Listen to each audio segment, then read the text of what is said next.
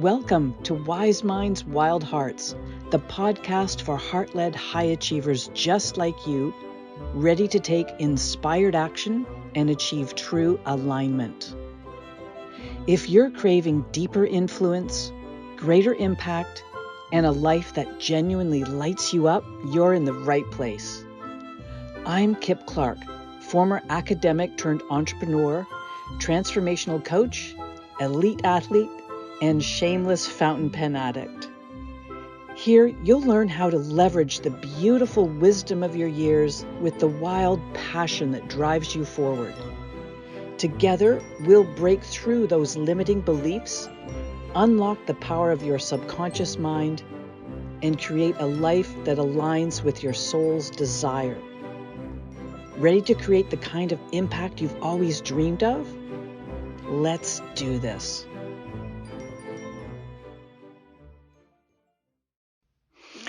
Hello, my friend, and welcome back. It's becoming that most wonderful time of the year. As I speak, the snow is falling thick and fast outside my window. Everything is slowly turning white, and it's a beautiful, sparkling blanket. And it is a wonderful time of the year, unless you're staring down a mountain of holiday cookies or a jug of spiked eggnog and family-sized cheese platters, wondering how on earth you're going to make it to January without feeling like a human marshmallow. But don't worry, today I've got a little secret weapon to help you navigate the holiday season with your sanity and your health and your self-respect intact. And it's called the power of pre-decisions. So what's a pre-decision, you ask? Well, it's simple. It's just deciding in advance how you'll handle potentially tricky situations so when the moment comes, you're not relying on willpower. So think of it as your mental GPS for the holidays. You're plotting the course ahead of time so you don't end up lost in the land of overindulgence. Now, by the end of the episode, I hope you'll know exactly how to use pre-decisions to avoid overindulging, whether it's too much food, too much booze, or even just too much socializing. And don't worry, this is not about deprivation. It's really about making empowered choices that leave you feeling amazing. So grab that peppermint latte and let's dive right in here. Now, first, let's get real about why the holidays are basically an obstacle course of temptation. There are three big culprits at play: abundance, nostalgia, and social pressure. So let's look at abundance first. Everywhere you turn, there's a feast. There are buffets, there are cookie trays, candy dishes. It's like the holidays have a conspiracy to overload your plate. And let's face it, abundance can make us feel like we have to indulge because it's there. It's right in front of us. It's so easy. And when we couple that with the highly social nature of the holidays, we're often in an elevated state of either stress or joy in some cases. So it impacts our defenses. It lowers our inhibitions, and we tend to overindulge in things under those situations. The second factor is nostalgia. It's the emotional pull. So it might be grandma's amazing pumpkin pie or Aunt Susie's famous Christmas fudge. It's not just the food, it's the memories that we're connecting to. And then when we say no, that can feel like we're saying no to love or to tradition or even to a little piece of our childhood. And then finally, it's the social pressure, the pressure to join in the fun. When someone says, oh, come on, have another glass of wine, or come on, you've got to try my triple chocolate Christmas log here. You don't want to seem rude or like you're no fun. So how do you navigate? How do you manage when these three forces combine?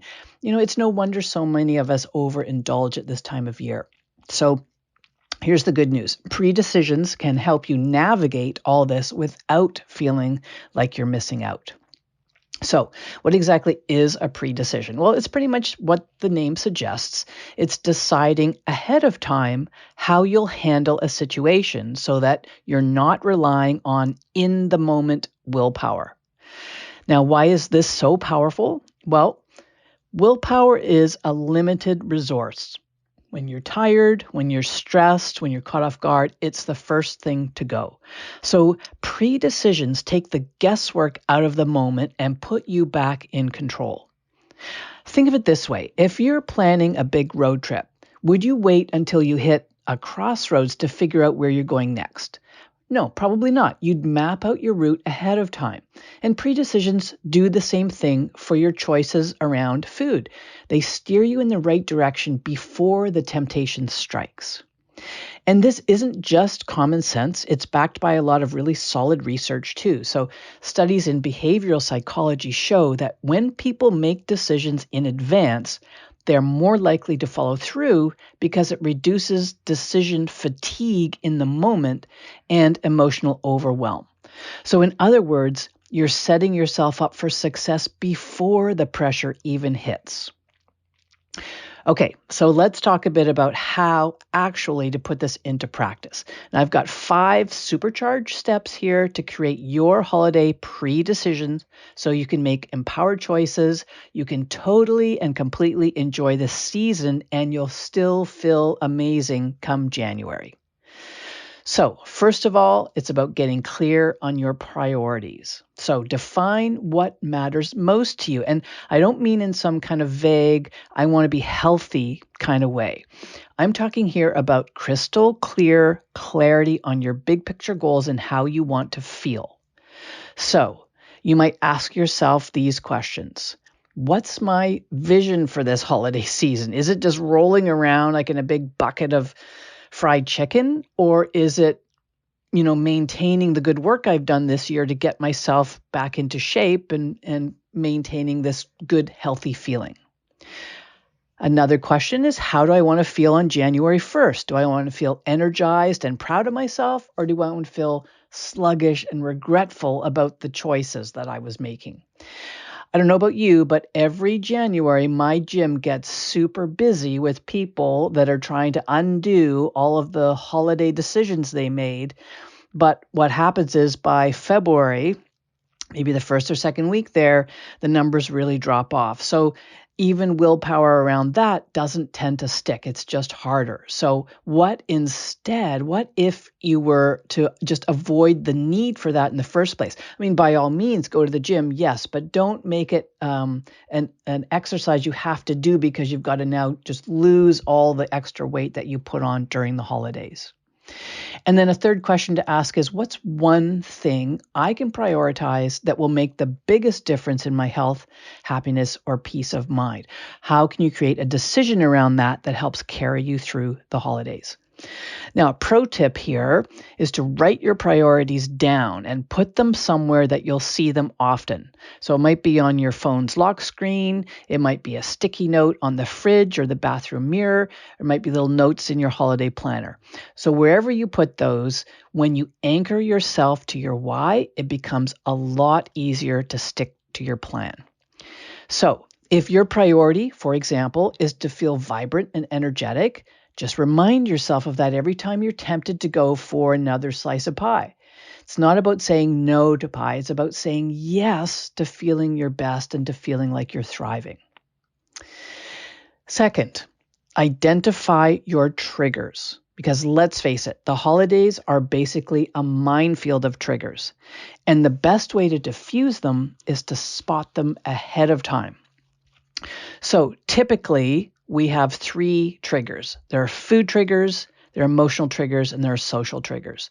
So the food triggers might be the all-you-can-eat buffet at the office party, that irresistible smell of fresh baked cookies, or maybe it's a bottomless bread basket at dinner time. So what are your triggers?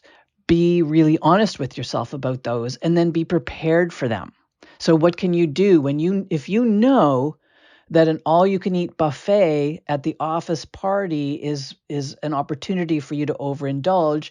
Maybe what you do is you have a snack of something healthy about half an hour, 45 minutes before you go to that all-you-can-eat buffet so that you're not as hungry and you won't be as tempted to overindulge there.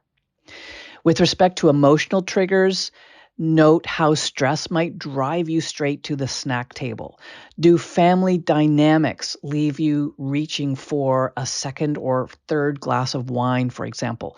Be brutally honest with yourself here. There's no one else around. You can do this in the privacy of your own space, but just really get clear on anything that typically sends you off the emotional deep end and that might cause you to overindulge. And then third, the social triggers. Maybe it's that one friend who's always insisting on you filling your plate, or the coworker who says, "Come on, it's the holidays," every time you try to turn down a dessert. So name those triggers. Get really clear on them so that they don't catch you off guard in the moment. So, for example, if you know you're a stress eater, plan to have lots of healthy snacks on hand or take a 5-minute, 10-minute walk outside when the emotions start to bubble up. So do something to interrupt the pattern. If you're worried about the endless flow of holiday drinks or something, maybe decide ahead of time how many glasses you'll enjoy, or commit to alternating a drink of alcohol with a second one of water, sparkling water or something. Next, make your pre-decisions. Actually create those. This is where the real power comes into play. So pre-decisions are your personalized game plan for success. And the key to them is to be specific, to be realistic, and to be kind to yourself here. So when it comes to food, instead of saying, "I won't eat too much," that's pretty vague. You can say instead, I sound like I've already dipped into the holiday wine here, but I haven't, I promise. So instead of saying, "I won't eat too much," you can say, "I'll fill half my plate with veggies. I'll take one serving of my favorite indulgence, and then I'm going to skip the second course there." Specific plans are much easier to follow. When it comes to drinks, instead of saying, "I'll drink less," again, kind of vague, you can say, "I'll have just 2 glasses of wine, and then I'm going to switch to mocktails or sparkling water or something like that." And bonus points if you bring along a fun non-alcoholic drink to share, maybe some sparkling cranberry mocktail, for example. Others might join you in that.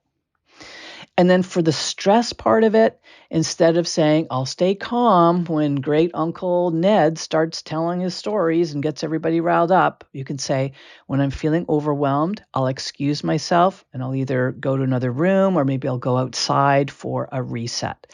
So some simple rituals like these can really work wonders for helping you keep control of your emotions during sometimes fraught holiday episodes. Now, a pro tip here is to visualize yourself following through with your pre-decisions. So again, research shows that mental rehearsal makes you much more likely to stick to your plan. So imagine it, see it in your mind's eye. See yourself confidently turning down seconds or gracefully navigating Aunt Susie's dessert guilt trip with a smile.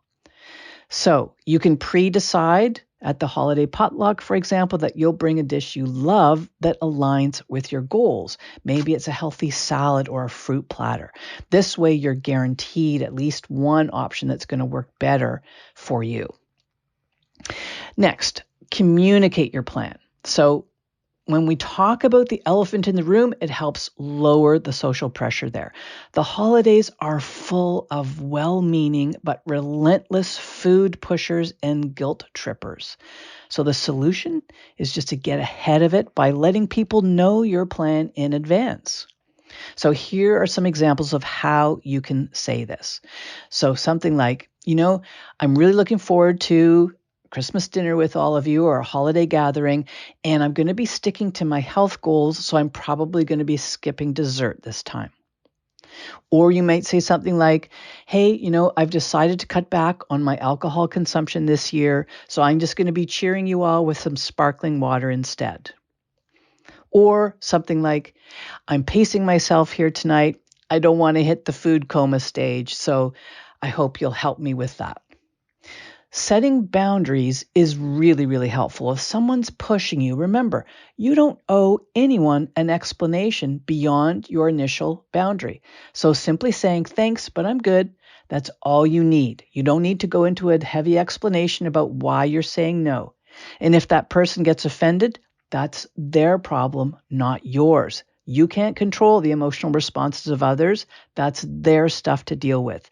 You being clear on your boundaries and honoring them is going to go much farther for you feeling a lot better through the holidays. Now, a pro tip for this one is to find an accountability buddy. So if you know you tend to be tempted when you're among friends or family, enlist a friend or partner to help support you with your plan. Sometimes just having someone else on board can make all the difference. And then practice self-compassion. This one's big because, let's get real here. You're human. You might slip up, overindulge, break one of your pre-decisions, and that's okay. The goal isn't perfection, it's progress. So reframe any of those little slips. Instead of beating yourself up, say, okay, I overdid it at dinner, but I'm going to make a lighter breakfast tomorrow and I'm going to stay on track. Progress is built one solid choice at a time. This is not about making yourself feel bad about it. It's just learning from your experiences and making a stronger decision for next time. Also, celebrate your wins. Every time you stick to a pre-decision, you celebrate that. Whether it's a mental high five or a literal victory dance, reinforcing your wins helps build momentum. And then a pro tip for this is to keep a holiday wins journal. So write down the moments where you made a choice you're proud of. It's a powerful anchor for how capable you are even when things get tricky, and it will build on itself.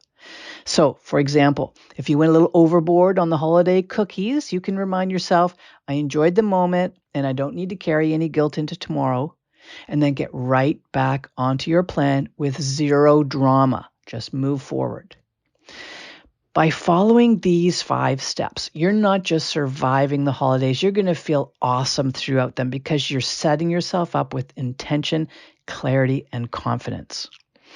And now here's what's really cool about pre-decisions. They don't just help you during the holidays. They can become a habit of intentionality that'll carry over into other areas of your life too. When you practice making empowered choices now, you're training your brain to prioritize what truly matters to you. It's like building a mental muscle that gets stronger with every decision. And let's not forget about that beautiful ripple effect. When you're intentional about your own choices, you inspire other people to do the same. So your friends, your family, even your coworkers, they're going to notice when you show up with clarity and confidence. It's contagious. So think of your holiday pre-decisions as a beautiful gift to yourself and to everyone around you. So there you have it. The power of pre-decisions will help you navigate the holidays without overindulging. And remember, this isn't about deprivation or being a buzzkill. It's about showing up as your best, most intentional self so you can enjoy the holiday season without regret. So your challenge for the week, if you choose to take it on, take 10 minutes to make your holiday pre-decisions. Write down your priorities, identify your triggers, and decide how you'll handle them before they come up. And hey, if you create a plan that really works, share it. I'd love to hear about it. I'm sure others would too. Send me a message or tag me on social media. I'm always cheering you on. Here's to the holidays. All right, my friends, that's it for this episode. If this has been helpful to you, let me know. I love to hear about all the positive changes you're making in your life. And if there's someone you know who might benefit from hearing this message, please share the love, my friend. See you next time on Wise Minds, Wild Hearts.